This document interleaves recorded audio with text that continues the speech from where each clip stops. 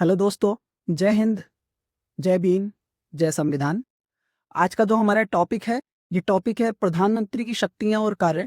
तो इस टॉपिक को आज हम समझने की कोशिश करेंगे। पहले हम इसे ओवरऑल थोड़ा सा ऊपर से समझ लेते हैं, फिर पॉइंट वाइज मैं आपको समझाऊंगा। जैसे पिछली वीडियो में भी समझाया था, राष्ट्रपति के अकॉर्डिंग जो हमने वीडियो बनाई थी कि राष्ट्रपति की शक्तियां क्या होती हैं। अब हम प्रधानमंत्री के बारे में जानेंगे इस वीडियो में। तो शुरू करते हैं वीडियो को। इसमें देखिए, हम यहाँ से पढ़ना चालू करेंगे। भारत के प्रधानमंत्री देश की राजनीतिक व्यवस्था में सबसे शक्तिशाली कार्यकारी प्रमुख होते हैं। ठीक है। राजनीतिक जो व्यवस्था है पूरे भारत के अंदर, उसमें जो सबसे शक्तिशाली कार्यकारी जिसको समझा जा सकता है वो प्रधानमंत्री को समझा जा सकता है। वे मंत्री परिषद के अध्यक्ष, लोकसभा में बहुमत दल के नेता और राष्ट्रपति को सलाह देने वाले प्रमुख सलाहकार होते हैं। प्रधानमंत्री जो होते हैं वो पूरा मंत्री परिषद जो होता है, जो पूरा कैबिनेट होता है, उसके अध्यक्ष होते हैं। लोकसभा के अंदर बहुमत दल के नेता होते हैं, वो उनकी पार्टी रूल करती है पूरे भारत के अंदर, जो प्रधानमंत्री होते हैं। और वो राष्ट्रपति के प्रमुख सलाहकार भी हैं। ठीक है।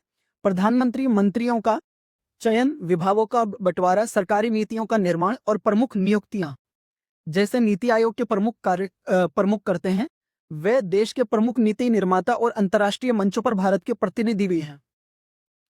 अब ये देखिए, प्रधानमंत्री जी जो हैं, ये मंत्रियों का चयन करते हैं। जैसे कैबिनेट में मंत्री चुने जाते हैं, भाई फॉरेस्ट डिपार्टमेंट में कौन रहेगा, या इकोनॉमिक डिपार्टमेंट में कौन रहेगा, भारत की अर्थव्यवस्था कैसे चलेगी, ये सारी नीतियां कौन तैयार करेगा? प्रधानमंत्री तैयार करते हैं।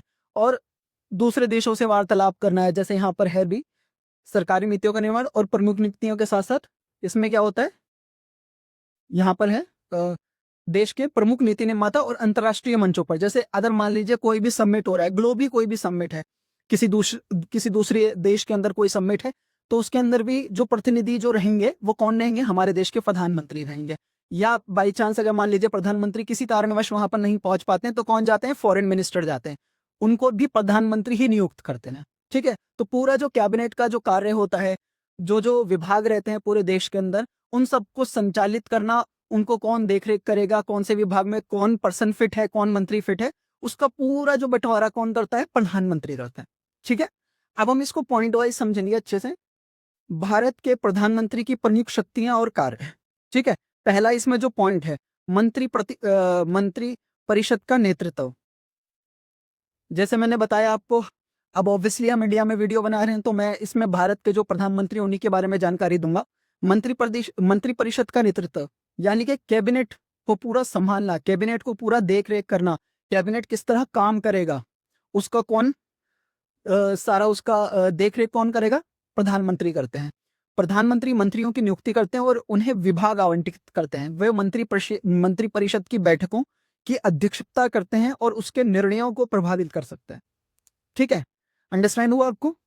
क्या सारे मंत्रियों की नियुक्ति कौन कर रहा है? प्रधानमंत्री कर रहे हैं।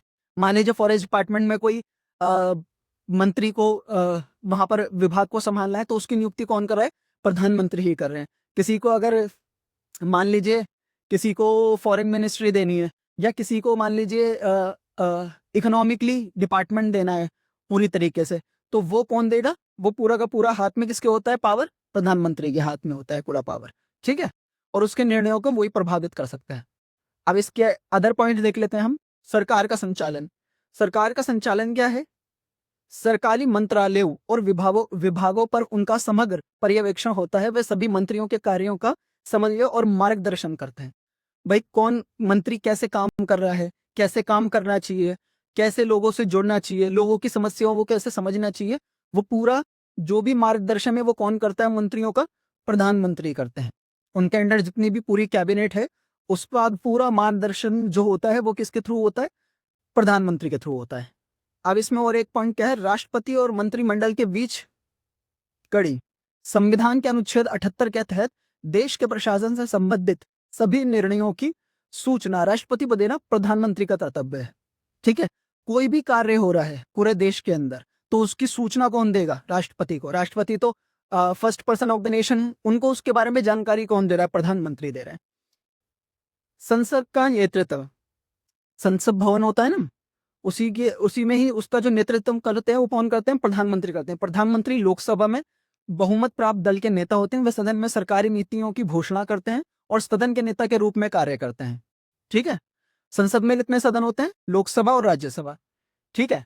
इसमें अगर मान लीजिए कोई भी नीति बन रही है, कोई भी सरकारी कामकाज हो रहा है, जो भी घोषणाएं हो रही हैं वो कौन कर रहा है?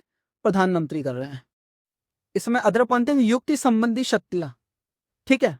किसी राष्ट्रपति को वरिष्ठ अधिकारियों जैसे महान्यायवादी, निर्वाचन आयुक्त, यूपीएससी अध्यक्ष आदि की नियुक्ति के लिए सलाह देते हैं। अब राष्ट्रपति तो मान लीजिए ये जो होता है ना, राष्ट्रपति अगर एक साइकिल का एक पहिया है तो दूसरा पहिया कौन है देश के अंदर? प्रधानमंत्री, ये दूसरा पहिया है। वो दोनों की आपसी सलाह से, दोनों की आपसी बातचीत से सारी चीजें फाइनलाइज होती हैं, सारी चीजें डिसाइड होती है कि भाई कौन यूपीएससी का अध्यक्ष कौन बनेगा। ठीक है। निर्वाचन आयोग कौन हो सकता है। ठीक है। अब ये देखिए, आपने सुना होगा ज्ञानेश कुमार जी हैं निर्वाचन आयुक्त। ठीक है। Election commissioner of India. ठीक है। तो ये सारी जो नियुक्तियां होती हैं ये मतलब के आपसी अंडरस्टैंडिंग से होती है राष्ट्रपति और प्रधानमंत्री के बीच में। इसमें सलाह देते हैं प्रधानमंत्री राष्ट्रपति ने, और इनको नियुक्त कौन करता है? नियुक्त करेंगे राष्ट्रपति। शपथ कौन दिलाएगा? राष्ट्रपति शपथ दिलाए। ये बात याद रखिएगा, कन्फ्यूजन होता है कई बार। इसमें देखिए अदर पॉइंट है नीति निर्माण और राष्ट्र का नेतृत्व। वे नीति आयोग भारत का सर्वोच्च नीति निकाय के अध्यक्ष होते हैं और देश की प्रमुख नीतियां जैसे आर्थिक, विदेश निर्धारित करते हैं। जैसे मैंने आपको बताया अभी कि उनके पास बहुत सारे डिपार्टमेंट होते हैं, बहुत सारे उनके पास मतलब पावर होती है। पूरे देश के अंदर जितने भी ऑर्गेनाइजेशन है, जो सरकारी ऑर्गेनाइजेशन है, बहुत ऊंचे लेवल का जो वर्क करनी है, जिसमें आप मान लीजिए हमारा डिफेंस डिपार्टमेंट हो गया चाहे, या उसमें हमारा इकोनॉमिकली डिपार्टमेंट हो गया, चाहे उसके अंदर हमारा फॉरेन मिनिस्ट्री हो गई, जितने भी मिनिस्ट्रीज हैं, बड़ी मिनिस्ट्री, उनके अध्यक्ष कौन होते हैं? प्रधानमंत्री होते हैं। उनके बिना सहमति के, उनके बिना किसी सुझाव के, उनके बिना कुछ डिस्कशन के कुछ भी फाइनल नहीं हो सकता। इतनी पावर है प्रधानमंत्री की। अब इसमें लास्ट पॉइंट है संकट प्रबंधन। देश में आपातकाल अनुच्छेद 352, 360 के दौरान प्रधानमंत्री के पास वास्तविक कार्यकारी शक्तियां आ जाती हैं और वे संकट के समय निर्णय लेते हैं। ठीक है। आपातकाल की घोषणा जो होती है वो राष्ट्रपति करते हैं। ठीक है। बट शक्तियां जो आ जाती हैं ऑटोमेटिकली, देखिए अब मान लीजिए फॉर एग्जांपल देश के अंदर कोई भी प्रॉब्लम है, कोई भी परेशानी है, क्योंकि जिसके मान लीजिए जो मिनिस्ट्रीज हैं उनको पूरा कवर कौन कर रहा है? प्रधानमंत्री पूरा कवर कर रहा है उसको, है ना। सारी जो पूरी कैबिनेट है वो किसके अधीन है भाई? वो पूरी कैबिनेट ही प्रधानमंत्री के अधीन है। तो अगर मान लीजिए कोई ऐसी इमरजेंसी वाली सिचुएशन आ गई, आपातकालीन वाली सिचुएशन आ गई है, तो पूरा कंट्रोल किसके हाथ में आ जाएगा? पूरा कंट्रोल आ जाएगा उस टाइम पर प्रधानमंत्री का। ठीक है। तो आज हमने ये अंडरस्टैंड करा है, ये पढ़ा है प्रधानमंत्री की शक्तियों के बारे में। आशा करता हूँ जो मैंने आपको जानकारी दी है वो आपके लिए ज़रूरी होगी और आपके लिए सहायता रही होगी।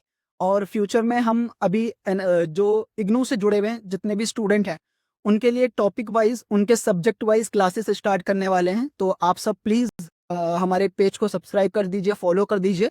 फ्यूचर में हम पूरी उसकी वीडियोस को रेडी करेंगे। जो भी इंपॉर्टेंट क्वेश्चन है वो आपको सारे क्वेश्चन मिलेंगे उन सारी क्लासेस के अंदर में, और उसके पीडीएफ भी रेडी करेंगे हम। तो अगर स्टूडेंट्स को पीडीएफ भी चाहिए हो तो हम पीडीएफ भी प्रोवाइड करेंगे जिसमें आप प्रॉपर्ली आंसर जिसमें मेंशन होंगे, वो आपको बहुत हेल्प करेगा। इंपॉर्टेंट क्वेश्चन रहेंगे, इंपॉर्टेंट आंसर रहेंगे, ताकि आप अच्छे से नंबर ला सकें और अच्छे से एग्जाम को क्लियर कर सकें। Thank you.